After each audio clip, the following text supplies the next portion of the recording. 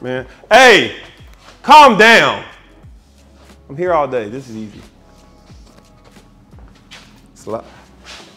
My people, love, not just them guys with the beard, but the bearded guy kingdom. It is yours truly, Dre Brown, AKA Dre the Barber. And I'm coming to you with the first, first installment, installation, episodic, chronicalic, whatever kind of taxonomy you want to use for that. This is the first one of this journey, the Bearded Chronicles. And along this journey, that me and you're gonna walk together, we're gonna have some illustrious guests. I'm talking about the best of the best in men lifestyle, going from fitness to barbering to business to etc. We don't put ourselves in no box over here. Y'all stay tuned, because you know I got you. Deliver like babies at the hospital, but you know something. I'm gonna introduce you, give you some free promo in there, because the people know, you know, of course me, Dre Brown, AKA Dre the Barber. We already tight like that. We already locked in like that. But this is my brother, best friend, long-term mentor, probably one of the most influential people in my barber career, military career, career life, career life. You know what I'm saying? My brother, owner of Divine Touch Barbershop in downtown Elgin, actually where we standing in right now. This beautiful scenery. My brother, Paul Quevedo, AKA Paul Cuts. I'm saying the one and only son of Tony. His parents not named Tony, but it just sounds really good when you say it with one and only. But those that don't know us, we've been knowing each other, what, about 15 years? Man, 2008. 2008. Yeah, 15 years now. And then the lifestyle changes, coincidentally always coordinated. You know what I'm saying? Always coordinated. Just for the listeners. I'm just dropping in for the listeners. So we met in the Marine Corps, right? You was my sergeant, I got into the fleet, what, 2008? Come on, 2008? 2008, yeah. Yep, because then right shortly. Because I was on deployment. Yeah, you just got back from what, Korea? No, I was on the ship. The ship. The little caveat on top of that, third wall breaking, he was my sergeant. So you know how that goes. Those of you my military brats and brothers and sisters, y'all already know how that goes. But my brother was a good one, man. My brother was probably one of the best leaders I've ever had. Showed me a lot. That, man. No, probably, let me give you some flowers. Let me give you some flowers real quick. Let me give you some flowers. And my man was probably one of the most influential leaders that I had in the military and probably in life, mentors in life. Showing me rights and wrongs. Not saying you knew all the right answers, right? No. But you was human enough to show humility, to show like, hey, I mess up, but this is how it's not what you mess up with, and you're not defined by the mess up, how you choose to react or how you choose to respond to those things, right? Exactly. Those of you don't know, this was the Barracks barber. This was the whole, if you wanted to get cut on base, twos and fuse people, this is one of them. Especially if you didn't want to get the PX cut. Again, my military brothers and sisters, y'all know, probably the sisters. No, we don't discriminate. Hey, if y'all, listen, if the sisters went there and got the haircut, we all know that struggle. I don't think they ever seen a straight line up. It seems like they got paid. That's what made me start cutting hair in the first place. You were tired of having the tilt, the 360 tilt? Back here. And I was like, how? They gave you the McDonald Meadows? Nah, it just went straight all the way up. He like went deep into here. Oh, the Bobby Brown high top, but in the front line. Yeah. Oh, he's wild. That's barbaric. Yeah. That's barbaric, man. Yeah, I had to rock that for 2 whole weeks. Dang, the struggles. And that's what inspires you to get the clips for real, I said never again. Somebody gonna mess me up, it's gonna be me. No, straight up. Because you hate to pay. I think that's one of the perils of never wanting to change a barber, right? And what keeps clients coming back to us constantly is, man, that's a sacred relationship, man. I built trust with you. Right. True, genuine trust. And you do me right and I do you right. It's hard to get rid of that. Hey, that may be relationship advice, people. If you build trust, it's hard to find trust other places, man. It's hard to find trust other places. Really you seen that guy that said he'll save his barber over his girl? Oh yeah. Yeah, it's one of those kind of things, man. I mean, Yeah. it's a different level of relationship. Children, parents, barber. You cutting in the Marine Corps, right? Obviously, like you said, bad cuts is what inspired you to get to this. So, what would you say was the defining reason post-military that you chose to do this over anything else that you probably could have done or chose to do? I had 3 choices really. This wasn't even on my radar, honestly. But coincidentally, I remember when I was getting out, people were like, "What are you gonna do?" And I said, "Own a barbershop." And everybody laughed. You know? I was like, "Whatever." You know, I get out, get accepted to DePaul Business College, the Dreyfus Business College at DePaul. Starts in the fall. I got out in March of 2015. And then a friend of mine, I used to cut his hair in California, another Marine, Ramos. You remember him? I remember Ramos, big muscle guy. Yeah. Doing meal preps. Yeah. Shout out to you, Vic. Yeah. Semper Fit. Semper Fit. Yeah. He freaking, he's like, "You still cutting hair?" And I'm like, "Yeah." You know? Yeah. Yeah. And he's like, "I know a guy who owns a barbershop. You want me to talk to him for you?" I'm like, "Nah." But then I told him I didn't want to do it. The next day I go back to the gym. He's working at the gym my dad goes to. I go back to the gym. He freaking, he's like, "I got you an interview at that barbershop." And I'm like, "Oh man." Yeah, nah, man. I told you I didn't want to do it, but now you put your name on the line, let me show up. Gotta show up and show out, man. You know, I show up, I see the owner, and he's cutting like I am now, you know? Person after person. And I'm like, "Wait a second, man.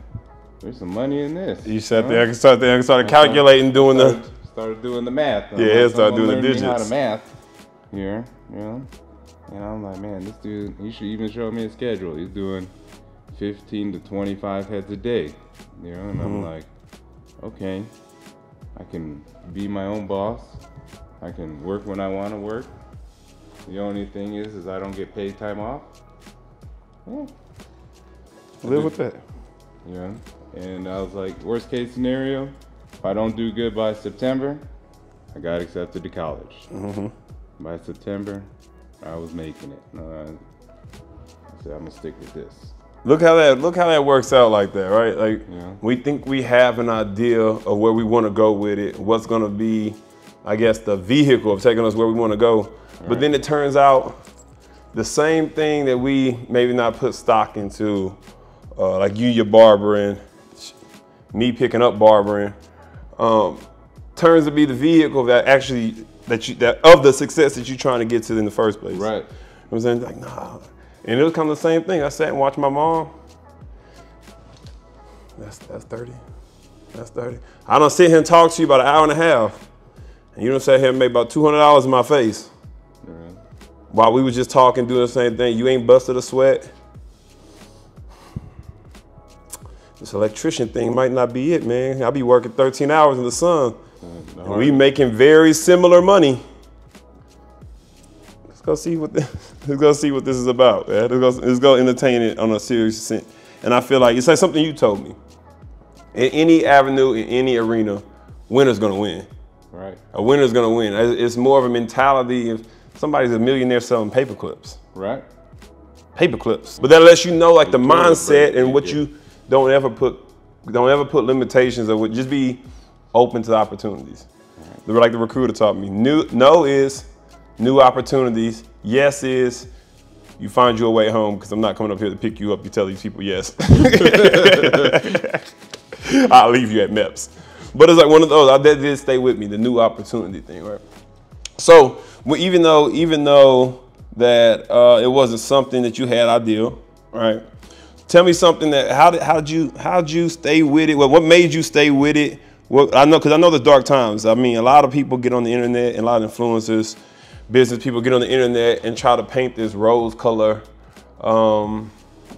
image, but it ain't that at all. It ain't that at all, bro. No. You know, like I know, there's many of days sitting in this shop that you just like, I made the wrong decision.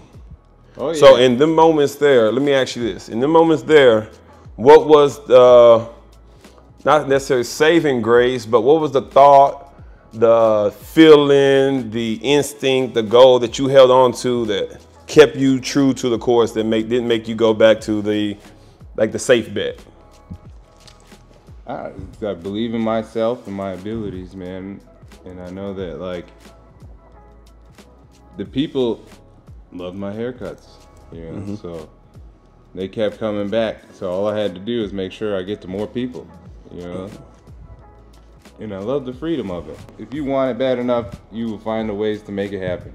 No, I believe in that. I believe in that. You need to believe in order to actually stick with action when you don't see results. It's like going to the gym, right? Preach. You can be Preach. fat, out of shape, and you go to the gym, the next day you feel, you're like, man, I'm hurting. I don't see no results, you know? But the results don't come overnight. That's right. Yeah. It's like it delays satisfaction, delayed gratification. Right. You gotta understand that what you want isn't something that can be given tomorrow, because if it was, you'll see a lot of people out here walking around with this level of success, this level of these level of resources, but you don't see it because most of the time what kills us, it's a game of attrition. You got to keep going, man. What Dave Chappelle say? Run. It don't matter, bro, if you're scared, if it don't look like what it's supposed to look like. It didn't look like that before. It didn't look like that before. Right. It was hard before. It was rough before. You felt discouraged before. But what's the alternative? Most of us have an alternative. I guess that's where, when you come from humble beginnings or a certain kind of background, bro, listen, I don't know what success felt like. I don't know what feeling being Jeff Bezos rich feel like, right? But I knew what it felt like to not have. Yeah. And when I didn't have, it was real rough, and I didn't like it, not one bit, not one savory bit. But it created what we are now. It created something knowing if I'm not going backwards, so I got to keep going forward. And that sounds like what you were saying. Yeah. I just kept going forward. I didn't know the way. I didn't know for sure, but listen, what I do know for sure is behind me is a place I'm not trying to be. Now, I went more of instead of the shop, me and my family, we have a barber school in Bay City, Texas called Next Level Barber Institute. Shameless plug. But that was the same thing. Wondering, how am I going to teach? How am I going to get students? How am I going to keep this place going with this huge overhead, this huge responsibility? I got employees, people paying their bills off of working here. Yep. And I got to keep these doors open through my decisions. And it seems like a mountain on your shoulders. But like you said, you just kept stepping one step at a time. You just keep moving. And before you know it, this is what you do. You're known to be Dre the Barber. You're known to be in Paul Cuts. You have a packed clientele list. I had to get you early this morning before this shot, behind the scenes. I haven't been able to get a cut. This is my barber. I haven't been able to get a cut since Orlando. Has it? Yeah. Yeah. And that's June 3rd. Shameful. And he works, if the camera was around, worked right there, right next to me. But it's that, right? Now look at it. But those are great problems to have. Yep. Right? And I'm busy, you're busy. We had to catch each other on a show. Off time. On an off time, come in and do this. But let's fast forward all this, right? Fast forward all this. So we go to the Marine Corps. I mean, we're in the Marine Corps. We can be friends. You know, you find your love for barbering there, right? We go on the deployment. Those are some life-changing things there. We find out a lot of beautiful things there. I don't want to stay too far there. Let's talk about this. Let's talk about how and what you staying down. Staying on the theme of stay down to come up, right? What have this game given back to you, and have you felt like you've gotten, not obviously you haven't gotten exactly what you wanted out of it or felt like you've been paid back, but have you feel like the juice has been worth the squeeze? 100%, man. I definitely find out more and more that the effort you put in oftentimes pays back more than what you put in. Mm-hmm. You know, so I mean, I only got out 8 years ago.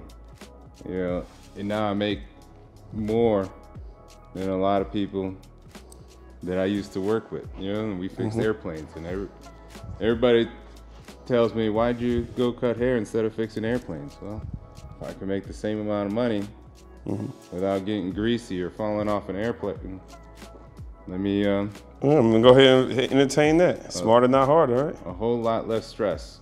No, that's for sure. That's for sure. I think when we make those decisions, again, they're always scary. Always scary. But I think that's you having concern, you having, I guess, drawbacks, a sign of care. Right. And usually when you care, you usually don't fail at things you care at. Right. We might not do the exact job that we wanted to do, or it came out how we wanted it to come out. But in reality, you did as best you come, like parenting. You did the best, and there's no manual over it, especially in success, especially in this game, especially in this barber game. You could tell me exactly what you did, how you did it, where you went and bought it from, and who you went to talk to, and it may not work for me. Right. Like, because maybe my clientele doesn't give me the same responses your clientele, or maybe my demographic is different than your demographic. The people that respond to my message maybe be different than maybe my intended, but am I willing to stay, what would you say, not necessarily flexible, but adaptable? Exactly, like the Marine Corps said, adapt and overcome. Man, adapt and over freaking come. That's probably been, it's like a superpower, bro. It's like Tony Stark's superpower. Being adaptable and being able to understand that, hey, it may not go the way I think it's gonna go, but I know it's gonna go. I know at the end, that's what matters. If you put in the good work, it should go in a positive direction no matter what. Abso-freaking-lutely. All right, my boy. Back like we ain't never left, you know what I'm saying? Let's sit you up. And just like that, magic. My man's pots and pans. You know what I'm saying? You know what I'm saying? Only right for big bro. You know, boy, silky smooth. I promise you, man. Like Coco, Scrappy Coco. Bam. And there you go. I mean, appreciate you coming, man. Love always, brother. Yes, sir.